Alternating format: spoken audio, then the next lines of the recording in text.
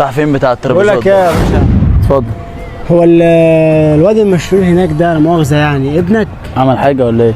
لا ما عملش حاجة، ده أنا بس كنت قايل لك عشان ارجع لك فلوسك. فلوس ايه؟ انا ما عنديش فلوس ضايعه. لا ما هي لسه هتضيع. دي فلوس ايه دي؟ اصل يعني انت ما تعرفش، بس انا ما شفتكش في المستشفى ولا مرة. مستشفى؟ ابنك مش مشلول. نعم. مراتك وابنك بيمثلوا عليك عشان ياخدوا منك فلوس العملية، مش كده وبس، في عملية تاني بعد العملية دي. تعرف مراتي منين؟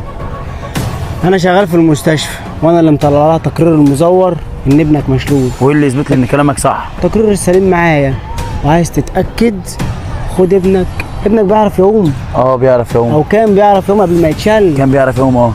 خده وخش جوه في الغريق وسيبه، لو هو مشلول هيغرق وبأنقذه، لو هو مش مشلول هيلحق نفسه وينقذ نفسه. صح، هيلحق نفسه.